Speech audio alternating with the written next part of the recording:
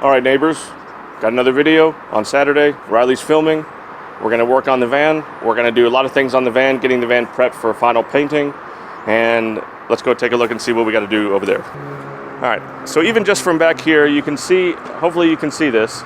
Down there on the bottom of the panel down there, you can see how the sand from the previous paint is poking through my primer job. We gotta try to fix that. We gotta try to smooth out the whole van. We gotta try to smooth out the whole thing into 400 grit. Why? Because when we apply the final, when we apply the base coat of the pink, we want it to be a smooth surface. So we gotta sand this down to 400. We have to go through and mask this a little better. We have to go through and mask the rest of this. We have to go through and really get the edges nice and crisp. I want the edges nice and crisp for when we go through and paint. We need to sand off the paint around some of these other fixtures. When we took the lights off, we revealed pieces of bare metal. When we took the lights off back here, we revealed areas of white paint that we need to get, we can go ahead and sand down. We need to take this bumper off. We need to take the rear bumper off. I've been down here and I've looked, and I think there's about 6 or 8, I haven't been able to figure that out, 6 or 8 specific bolts that hold this in place, just kind of like the front. The front had about 6 bolts that we were able to take off, so I think we should be able to take this off. We need to sand, like I said, we need to sand down the rest of this to 40 grit, not 40 grit, we need to sand the rest of this down to 400 grit and get it ready for final painting. We need to take care of the roof. The roof is still, the roof is still the way it was. It's just raw. It's the way it was when I bought it. We got to go through and sand that down with some higher grit or some lower grit sandpaper and get that ready for some primer. So then we need to prime it. But that may be, we might be able to get some of it started, but I'm gonna have to get up here and get a step ladder and all that kind of stuff. So we will see if our travels take us there today. Okay, masking. Let's see. How do I want to do this?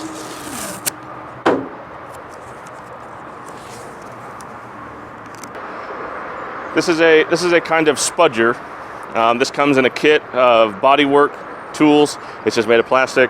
It's probably the beginner of the bodywork tools. The shaped piece of plastic that has no purpose other than being the shape that it is. And we will use this. I'm going to use this to get my corners very nice and neat. Get my lines very nice and neat for masking, to try and get some crisp lines.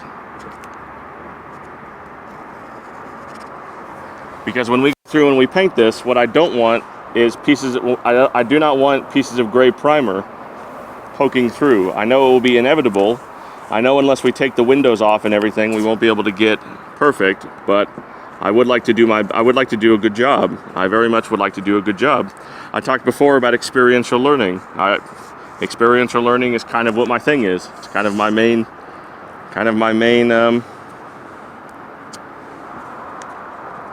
I don't know, my main philosophy in life. It's living is about learning, and this is a huge project. It's a huge project, but I still want to do a good job. I know it's very tempting. It's very tempting for me specifically to try to go fast, and I've cut corners and I've done things the fast way, and I don't like doing that. I don't like having to do that or feeling like I have to do that because of time. I feel like when I painted the van, when I primed the van the first time, I felt like I had to go very quickly because we were on a time crunch. The time crunch had to do with rain.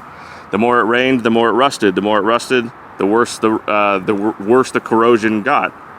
And the worse the corrosion got, the harder it was going to be to take it back. The harder it was going to be to fix it.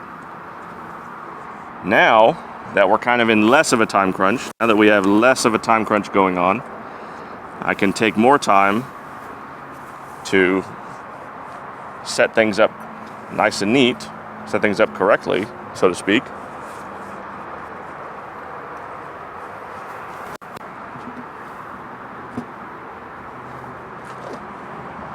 That's what we're going to do here. This may take us a while, and that's okay. I'm going to take my time. But every piece I do, every piece of tape that every piece of tape that I put down, I gain some more experiential knowledge about the act of masking.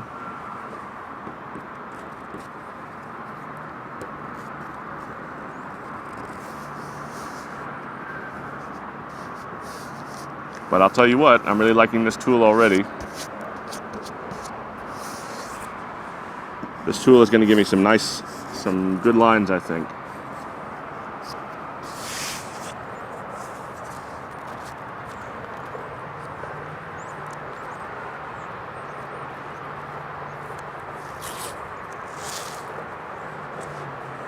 Although, now that I'm doing this, I'm wondering if we ought not sand first and then mask afterward.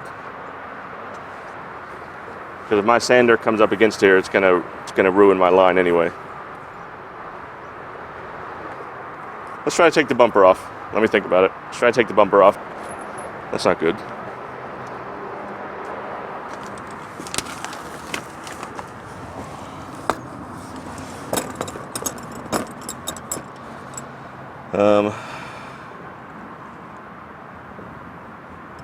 Right. Let's make some big decisions. The more I learn about making stuff, the more I learn that patience is a virtue, which is a lame lesson, but still important.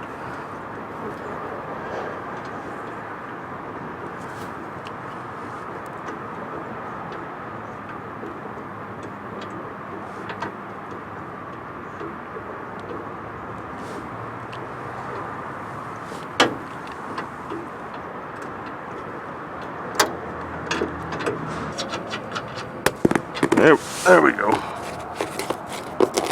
Make a little pile of those over here by this rock. Okay. One.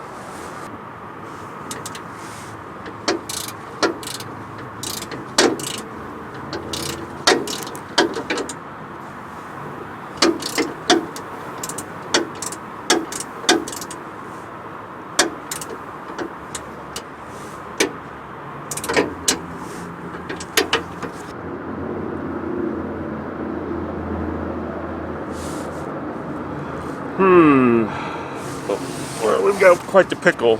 Oh.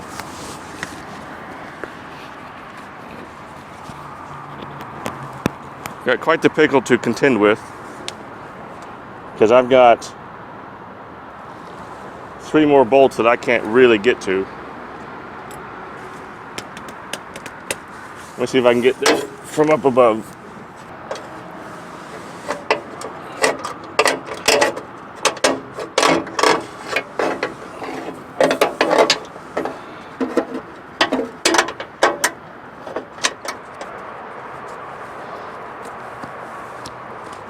Alright, so we're going to sand to 400. This is 400 grit sandpaper, and we're going to start on this side.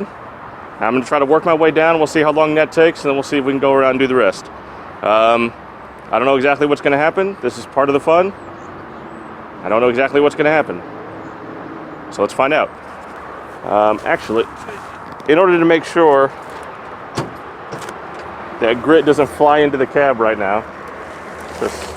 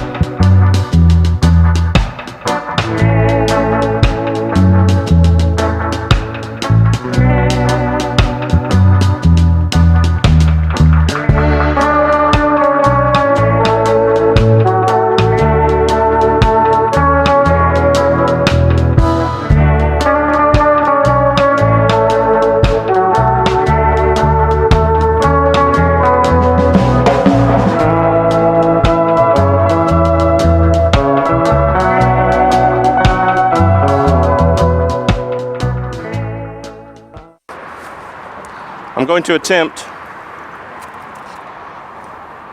to try to hit the trouble spots first with some, I've got some 120, I've got 400s, we were using some 150. Let's try, I'm going to start with 150.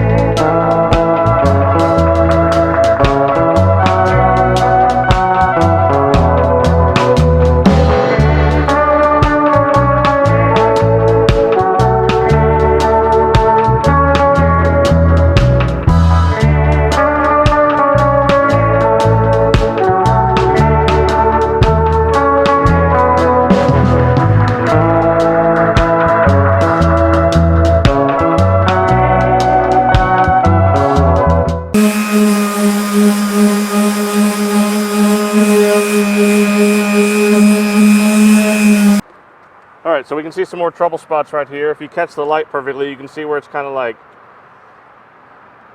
I don't even know how you describe it, bubbly or textured. There's some sort of texture underneath the paint. And this may have come from when I sprayed, because my spray may not have been super good. It's the first time I did it. But it also could be from something underneath. I don't know. I have no idea why it's like that, but we're going to cut it down with this.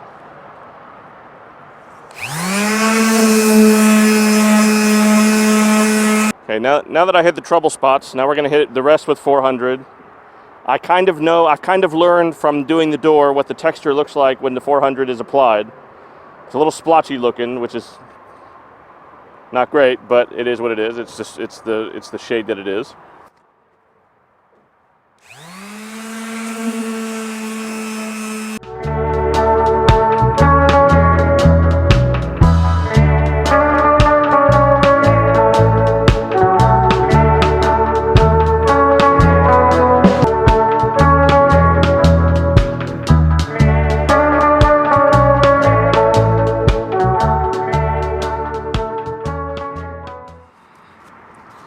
So as I'm sanding, what I'm doing is trying to see where the texture changes. I'm trying to keep an eye out where the texture changes. I don't know exactly what that means, but what I'm trying to do is I'm trying to figure out, okay, I can feel this feels smooth, this feels less smooth, and I can see that the texture is different.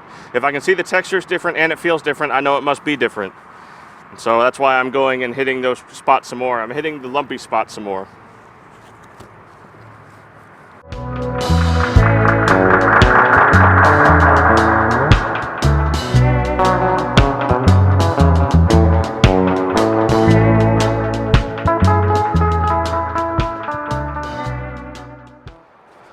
I'm less worried conceptually about the part that you can't see very well. I'm more interested in the hero side being the part that you see the most of, and that's this side. So I'm going to go through with my finger. I'm just going to go through with my hand and check and see how smooth it is. And then I'm going to hit the trouble spot.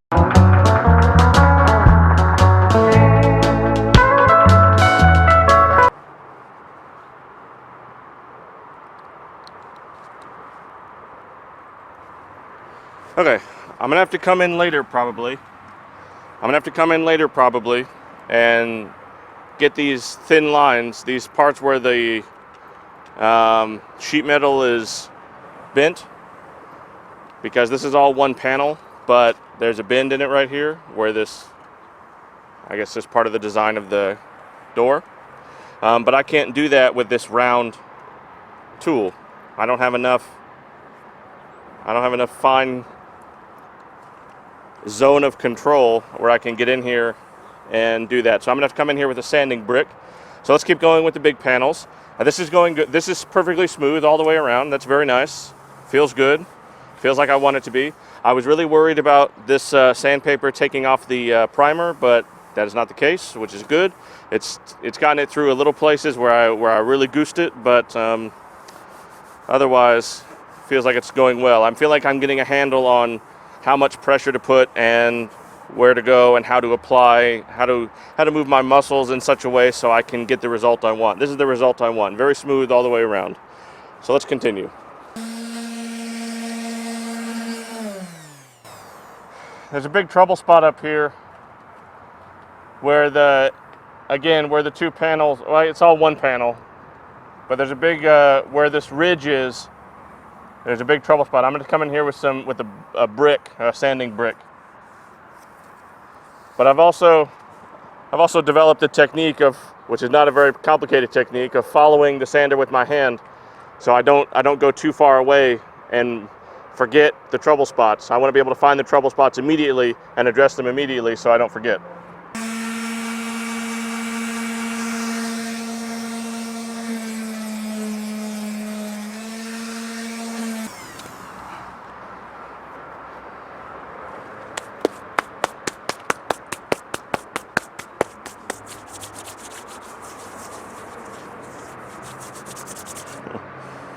Okay, that's the hero side done. That's good. Let me try to get a rag real quick.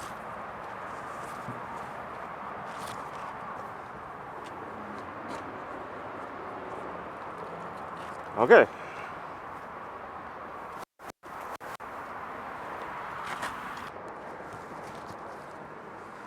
So I'm just doing what I started doing a second ago, or before,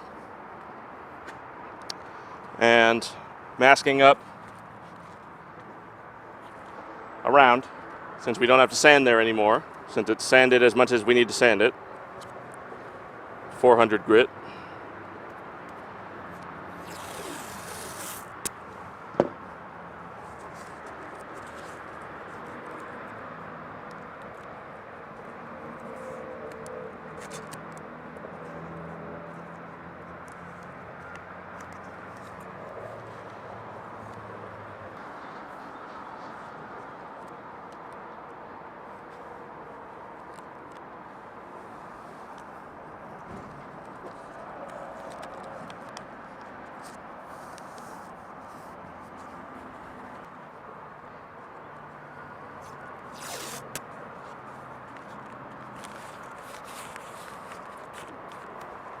Okay, very good.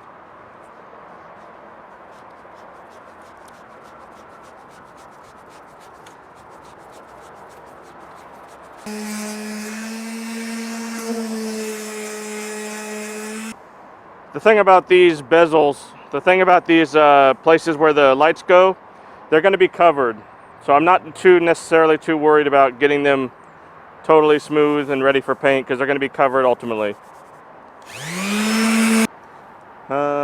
Okay.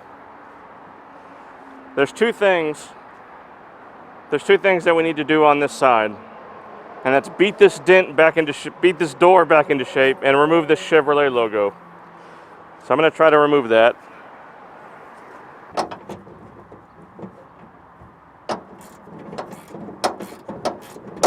Now again, the only reason this hole is here is because of this dent, and I had some students cut around in here to get access to the dent and beat it out to the other side.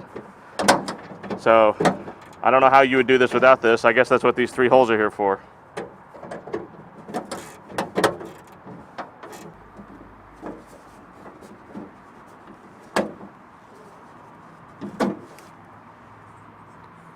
Okay, there's that. Suppose we'll keep that. Put it in the scrapbook, save it for posterity.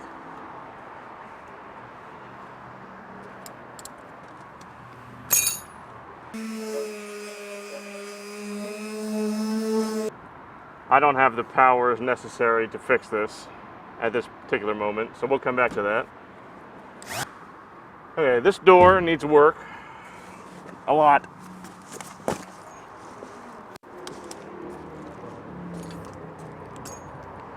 So we will come back to this door.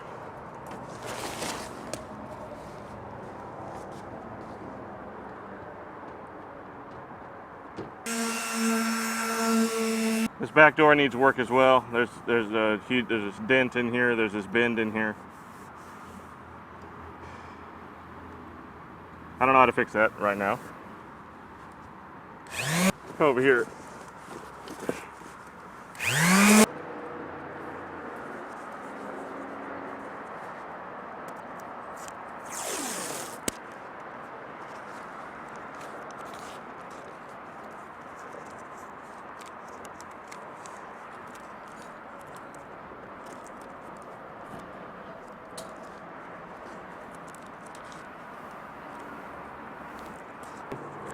So one of the things that I'm learning about masking right now is all of the little imperceptible tiny movements that occur in my fingers as I'm trying to get the tape to go where I want it to go.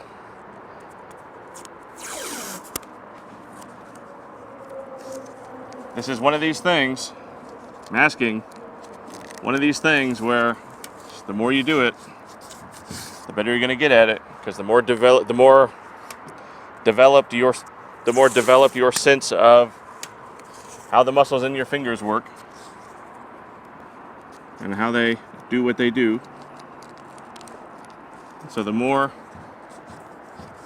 that's what I'm learning right now. That's what I'm developing. I'm developing that skill as we speak. Roger.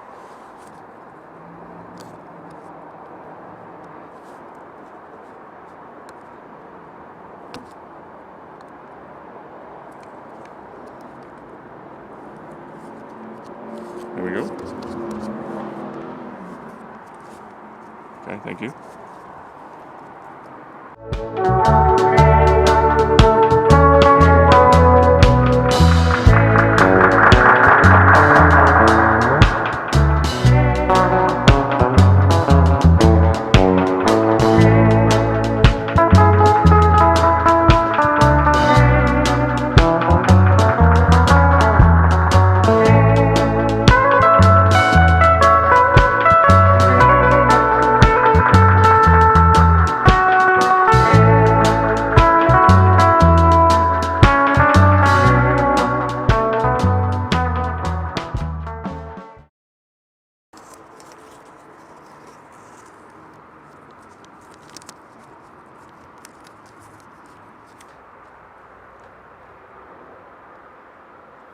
My goal is to get color on this at some point in the future, shortly in the future.